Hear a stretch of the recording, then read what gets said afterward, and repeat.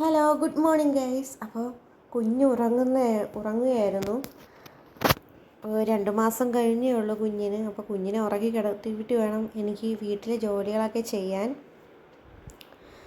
ഉണരുന്നതിന് മുമ്പേ എല്ലാം ചെയ്ത് തീർക്കണം. അപ്പോൾ ഇന്ന് കുറച്ച് വെണ്ടയ്ക്ക അരിഞ്ഞ് വെച്ചിട്ടുണ്ട്. സവാളയും പച്ചമുളകൊക്കെ ചേർത്ത് അതൊന്ന് മെഴുക്ക് പുരട്ടി തയ്യാറാക്കാമെന്ന് കരുതി. അപ്പോൾ ഓയിലൊഴിച്ച് നമ്മുടെ വെണ്ടയ്ക്ക അതിലേക്ക് ഇട്ട് കൊടുക്കുകയാണ്.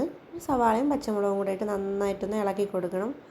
വാടി വരുമ്പോൾ നമ്മുടെ വെണ്ടയ്ക്ക മെഴുക്ക് പുരട്ടി റെഡി ആയിട്ടുണ്ട്. വാടി വരുമ്പോൾ കുറച്ചേ കാണത്തുള്ളൂ. പിന്നെ ഇന്ന് മത്തിയാണ് കിട്ടിയത്. കുറച്ച് വറുക്കാനും കുറച്ച് പുളിയിട്ട് കറി വയ്ക്കാമെന്ന് കരുതി. അപ്പോൾ ചട്ടിയിൽ ഓയിൽ ഒഴിച്ച് കൊടുത്തിട്ട് കുറച്ച് ഉലുവ ഇട്ട് കൊടുക്കുകയാണ്. അത് നന്നായിട്ടൊന്ന് പൊട്ടി വരുമ്പോൾ ചെറിയ ഉള്ളിയും മുളകും ഇഞ്ചിയും വെളുത്തുള്ളിയൊക്കെ അരിഞ്ഞ് വെച്ചിട്ടുണ്ട്. അത് ഞാൻ നന്നായിട്ട് ഇതിലേക്ക് ഒന്ന് ഇട്ട് കൊടുക്കുകയാണ്. അത് നന്നായിട്ട് വാടാൻ വേണ്ടി പൊടികൾ ഇട്ട് കൊടുക്കും. ഞാൻ ആദ്യം കുരുമുളകും മഞ്ഞൾപ്പൊടിയും മുളക് പൊടിയും മല്ലിപ്പൊടിയും ഉപ്പൊക്കെ ഇട്ട് കൊടുത്ത് നന്നായിട്ടൊന്ന് ഇളക്കി കൊടുക്കണം. അതിൻ്റെ പച്ചമണം മാറുന്നത് വരെ ഈ പൊടികൾ ഇട്ട് കൊടുത്ത് നന്നായിട്ടൊന്ന് ഇളക്കണം. ഞാൻ കുരുമുളക് പൊടി ഒരു 3-4 സ്പൂൺ ഇട്ട് കൊടുക്കുന്നുണ്ട്. പിന്നെ ഞാൻ തേങ്ങ അരച്ചിട്ടുണ്ട്, തേങ്ങാപ്പാൽ ഒഴിക്കാൻ. ഈ പൊടികളൊന്ന് നന്നായിട്ട് വരുമ്പോൾ അതിലേക്ക് തേങ്ങാപ്പാൽ ഒഴിച്ചു കൊടുക്കണം.